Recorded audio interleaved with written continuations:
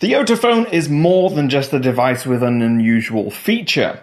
It's also one of the most ergonomic phones I've used. This is mostly thanks to the nicely curved back, which has a really nice soft matte finish. But perhaps more important is the size of the phone. It's only 69.4mm wide. That's 3mm narrower than a Moto X, and despite being 2mm wider than an iPhone 6, it still manages to feel small in hand, thanks to those aforementioned curves. Despite being made of plastic, the phone does feel fairly solidly made.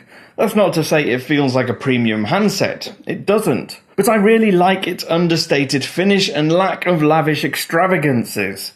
I particularly like the rounded edges on the top and the bottom, which give it a more pebble-shaped look rather than the usual rectangle with rounded corners. I also really like the effort made to hide everything. All the ports and hardware are subtly designed so as not to show off in any way. The earpiece on the front is a small cutout groove in the glass.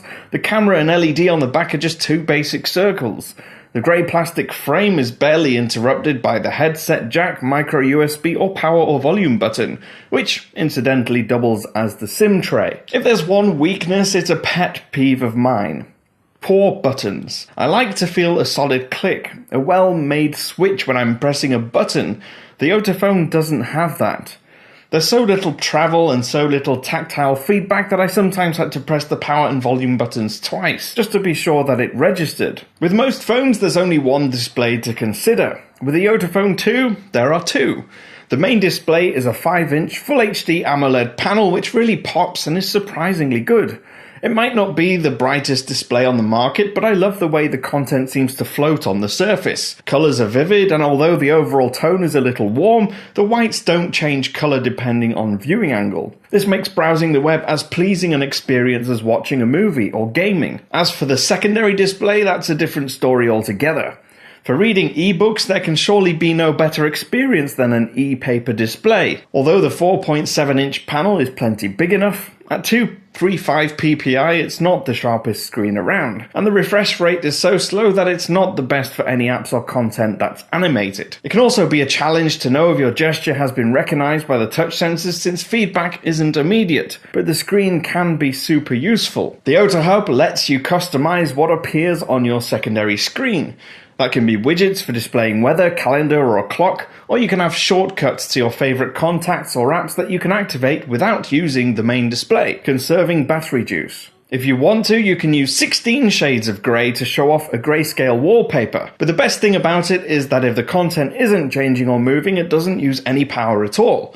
This makes it incredibly economical, and it's much easier to see in daylight than every colour screen around. It's also really useful if you want to take selfies using the main camera. Yotaphone's 8-megapixel camera is a pretty simple setup. It has autofocus and flash and can record in 1080p video. All in all, it's an average experience. Colours and detail are underwhelming and noise creeps in when light levels drop. Macro shots definitely aren't its forte. Focusing on close-up objects proves a struggle most of the time. That said, I've used worse cameras than the one in Yotaphone's latest creation. It's when you consider this phone's higher-end price point that you'd start wondering whether something like a Galaxy S5, iPhone 6 or an Xperia Z3 might be a better option. In the performance and battery category, it's pretty decent. Yotaphone 2 plays host to a quad-core 2.2 GHz Snapdragon processor and runs on stock Android with a couple of added Yotaphone apps and settings. Performance, therefore, is smooth and reliable.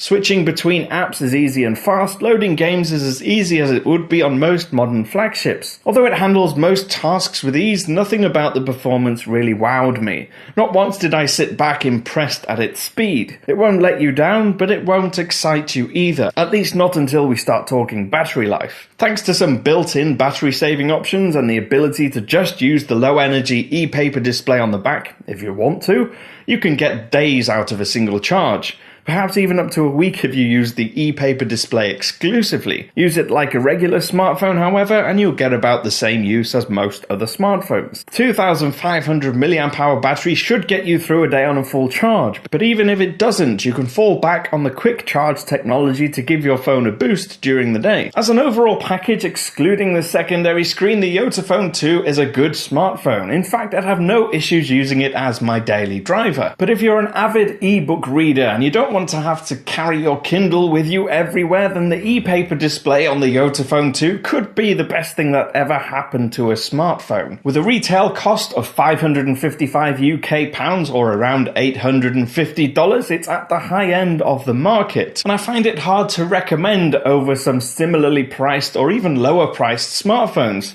unless you happen to be one of those aforementioned e-paper fanatics who likes to read books on the go.